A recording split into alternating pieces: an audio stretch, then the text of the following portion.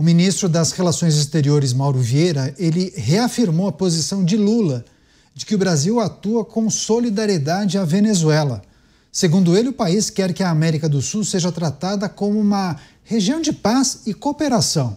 O apoio ao regime de Nicolás Maduro será feito pelo governo brasileiro durante um encontro da CELAC na próxima semana. Em resposta, Maduro elogiou Lula pelos discursos contra as ações militares dos Estados Unidos em águas do Caribe, ressaltando a importância da comunidade de estados latino-americanos e caribenhos. Começar essa com o Mota, porque não me parece que as pessoas fiquem surpresas com a posição do governo brasileiro, especialmente do presidente brasileiro, que tem um alinhamento ideológico, talvez até de amizade, com Nicolás Maduro. Mas, dadas as circunstâncias e o cenário, Mota, negociação em curso com representante dos Estados Unidos, enfim, situações super delicadas, a questão que envolve o enfrentamento ao crime organizado, não me parece que seja o momento mais adequado para ele manifestar esse apoio e solidariedade, não?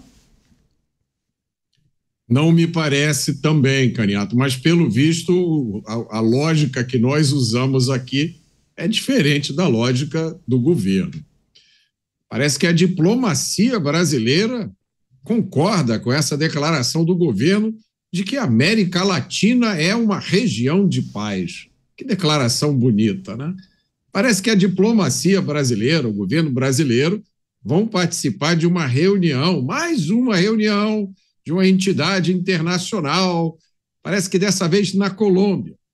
Bom, eu sugiro o seguinte, eu sugiro que a imprensa dê um pulinho lá e dê uma olhada no aparato de segurança que vai proteger essa reunião. Porque a América Latina é uma região de paz, né? Não deve ter nenhuma segurança nessa reunião.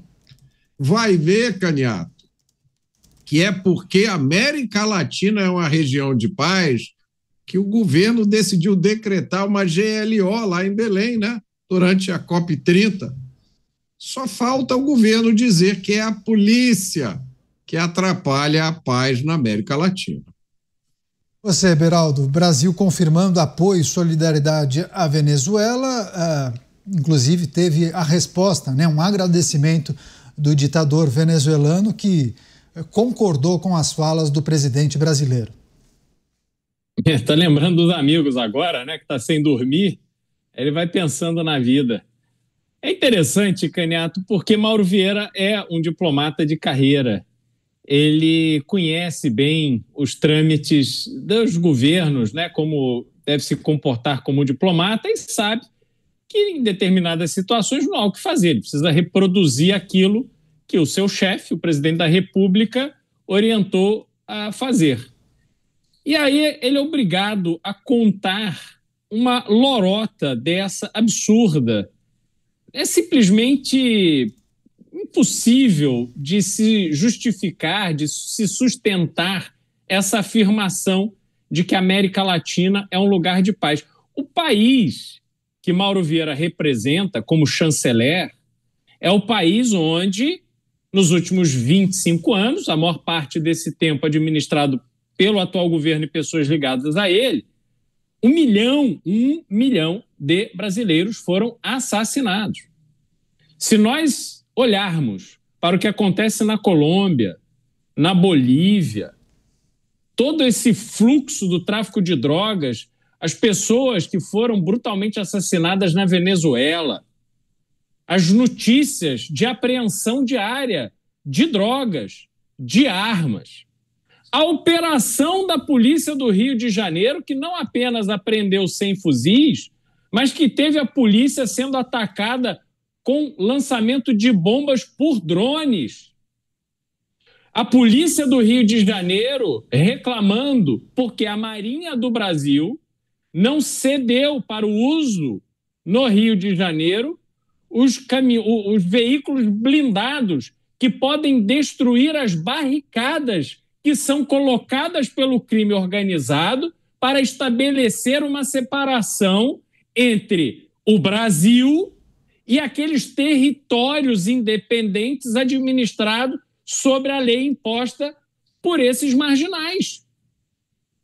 Como é que você explica que este cenário que eu acabei de descrever é um cenário de paz? Então, Caniato, é a gente passando vergonha para o mundo, tendo como porta-voz uma pessoa séria, um diplomata de carreira, alguém que dedicou a sua vida ao Itamaraty, teve cargos importantes, inclusive representando o Brasil em Washington, mas hoje está aí, sendo obrigado a contar mentira.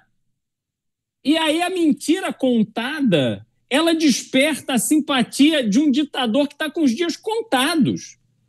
O Nicolás Maduro, ou ele vai correr para a prisão, ou ele vai morrer, porque ele é um narcotraficante procurado internacionalmente. Mas esse ditador narcotraficante é quem expressa simpatia, que agradece esse tipo de declaração. Então, como brasileiro, eu me sinto extremamente envergonhado, especialmente por estar morando hoje fora e ter que dar explicações, vira e mexe, sobre esse tipo de declaração a pessoas que, de forma muito objetiva e direta, enxergam as imensas contradições nas declarações públicas do atual governo. Você, Dávila, avaliação sobre a manifestação do presidente brasileiro, o agradecimento de Nicolás Maduro e possivelmente consequências dessa posição, né? Seria interessante se o presidente brasileiro olhasse não só os governantes, mas o povo. Pergunte ao povo venezuelano o que ele acha da ditadura de Maduro e se ele está feliz. Em 96% do povo está vivendo em estado de miséria por causa da ditadura desse narcotraficante.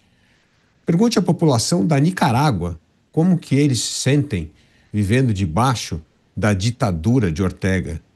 Pergunte a Cuba como os cubanos vivem debaixo de mais uma ditadura. Esse lugarzinho da paz é uma ilusão de ótica. Pelo contrário, a América Latina é refém de uma esquerda atrasada que, felizmente, começa a perder parte do território para governantes sérios e comprometidos. Milei é um caso e agora começa a virar o jogo na Bolívia e certamente em 2026 teremos mudanças à frente. Mota, há muitos sinais de que a gestão Maduro estaria próxima ao fim, né? A gente já trouxe, inclusive, algumas informações a respeito. Os ataques reiterados que estão sendo realizados a embarcações venezuelanas ali na próxima costa do país. Além disso, declarações de Donald Trump. O que é preciso considerar sobre essa possível ação norte-americana, o fim da ditadura ou da gestão de Nicolás Maduro e esse alinhamento brasileiro? É um ponto muito importante esse que você levantou, Caniato. A gente precisa ajudar a esclarecer isso, porque o governo tem feito muitas críticas indiretas, né? A presença militar americana no Mar do Caribe. Trump colocou navios, aviões, tropas, supostamente para pressionar Nicolás Maduro. Mas eu presto atenção a tudo que o governo brasileiro diz. Então, eu acho que, seguindo o raciocínio do governo brasileiro, há um equívoco aqui. Na verdade, os navios e aviões e tropas americanas estão lá para prestar socorro aos traficantes venezuelanos, porque todo mundo sabe que os traficantes são vítimas do usuário, não é isso?